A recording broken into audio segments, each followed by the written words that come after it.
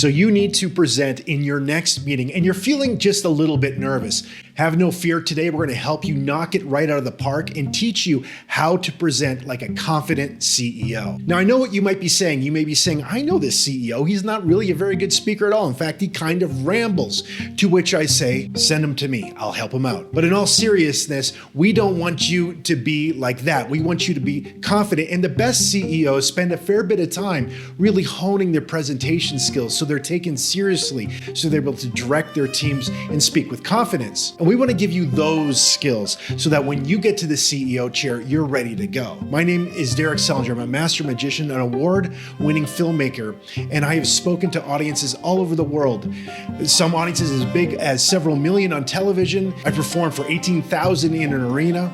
And I even gave a TEDx talk recently. And like you, I also have sat in meetings both as the person delivering content as well as receiving it. All of this experience I have collected to help executives and CEOs and people like you to become better at connecting with their teams and their companies so they could further the vision of the corporation and your personal goals and dreams. Now, I will say at the top that if you want to get skills for presenting on stage, they're slightly different than presenting in a meeting, but some of the information is transferable. So I think you're still going to find this interesting and helpful, but we're really going to focus on how to speak with confidence like a great CEO in your next meeting. Number one, speak with purpose and clarity. The best executives, CEOs, and leaders that I have met are the ones that know what they want to say and speak what they want to say very succinctly. They don't waste a lot of words. They get to the point and they speak with confidence and clarity. There's a few things you can do to really do that yourself. There's so many details we can get into, but small things like not using filler words really help. I'm sure you've experienced this before where somebody says like all the time. You know, like, it sounds like we're in high school again. But an adult way of doing that is using or. And we're all guilty of it. Even in my videos you'll see on this channel, you will see the odd in there every now and then. So if you have one slip, don't beat yourself up. But you don't want it to become a habit. Really, we put those filler words in there because we are not confident about two things. The first is we're not confident that our audience is going to stay with us as we're presenting. And this is understandable because we live in the TikTok generation where everything has to be happening all the time. It's dopamine, dopamine, dopamine. So we also think if we're not speaking at every single moment, if there's not action, then people are going to go to sleep. I understand this is a natural fear. But if you're presenting in a meeting, if you're presenting for colleagues, you have the floor. So you need to be confident that you have the authority to speak to what you are going to talk about in that moment. The second reason we put those filler words in there is the same reason why we often fail when we present, and that is we're not prepared. Like, I don't know about you, but I have gone into meetings where I felt like I was winging it. I wasn't ready to really present the way I wanted to present. And sometimes that happens.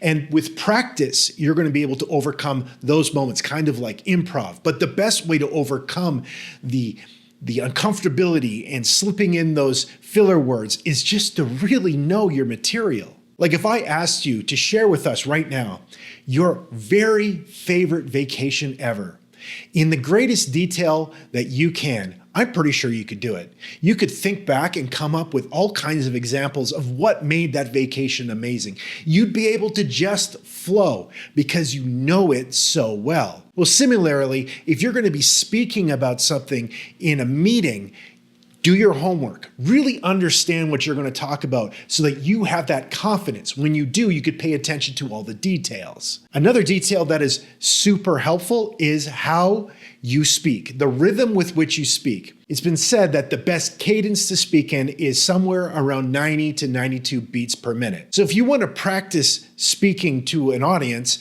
find some music that runs at 90 to 92 beats, listen to it while you practice, and speak in sync with that music. You're going to find a cadence that people really want to pay attention to.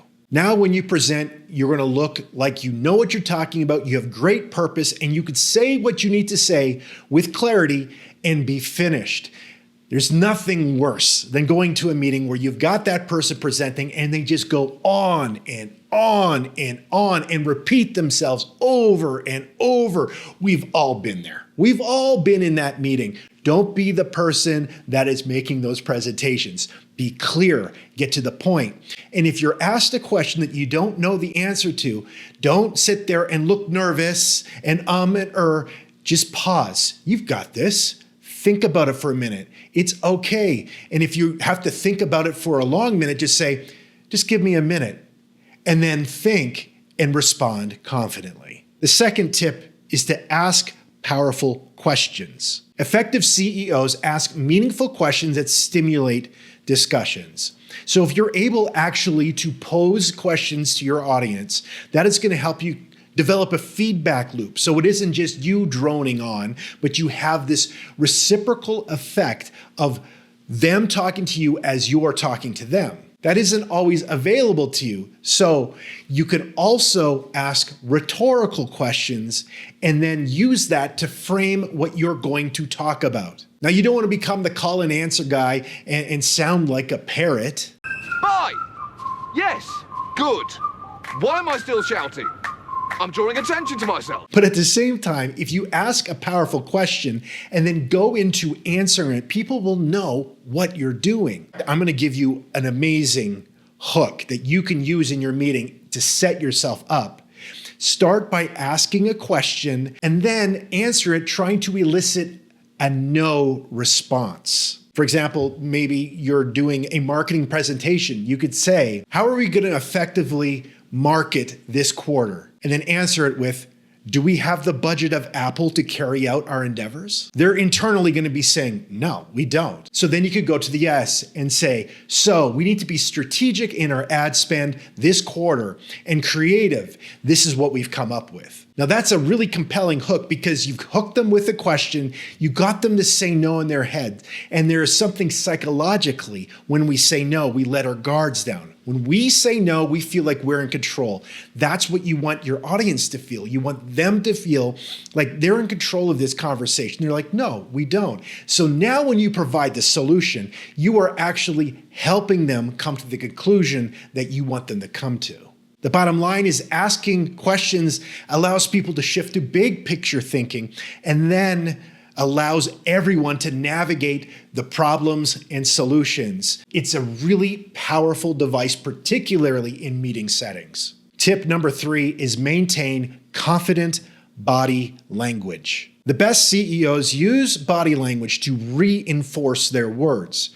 They make consistent and intentional eye contact. They are present with their audience. They're letting their coworkers, their executive team know that they're here for them and that what they're saying is important by the way they hold their bodies. This starts simply with posture. If you're standing, stand with good, strong posture. And the same thing if you're sitting. Sit with strong posture.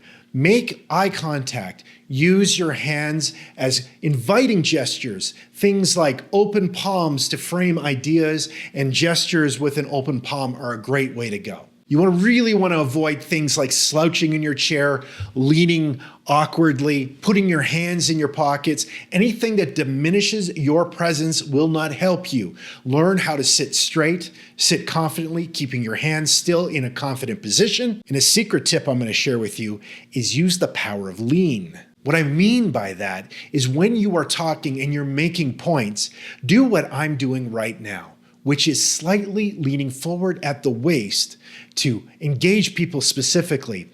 This is really powerful if you're making a strong point. Like back to our marketing example, you may say, I really think that social media is the place we need to focus on this quarter. That subtle lean pulls people into what you're saying. It is a power move. Oh, and the worst thing you do is constantly look down at your phone or your iPad or your notes. Again, if you're prepared, you're going to know where you're going to go next. And if you're going to glance down at your notes, it's going to be every now and then, not constantly looking down there like you don't know what you're talking about. And tip number 4 is master storytelling. The best CEOs are excellent storytellers. They're able to convey information that is both relatable and compelling.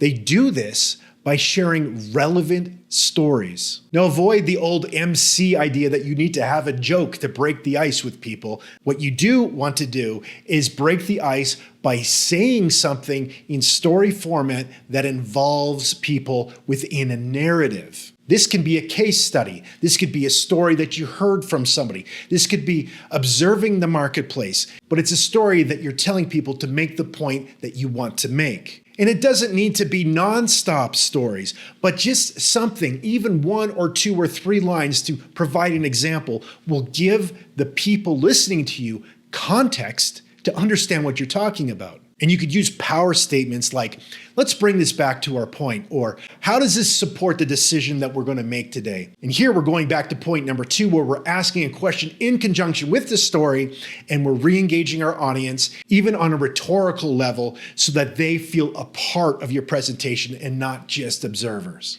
And tip number 5 is CEOs command the agenda. They guide the conversation to the key objectives that they want to talk about. They always are filtering the meeting to the purpose of the meeting. But if you're not the CEO and you're not in charge of the meeting generally, you are in charge of your presentation. So if things look like they're going off the rails a bit, maybe you're getting some feedback or some questions that are taking you down side trails, bunny trails, it's your responsibility to bring everybody back to the focus and the reason you're presenting, and do this with meaningful questions. We talked about some of those questions just a minute ago, but the thing to keep in mind is that we don't want this meeting to take people's time more than it needs to. Elon Musk has been said to have banned all meetings. I don't know exactly how that works, but in most companies, meetings are a staple of life. Even in small businesses, we have meetings to make decisions on how we're going to move forward. So command your part of the agenda.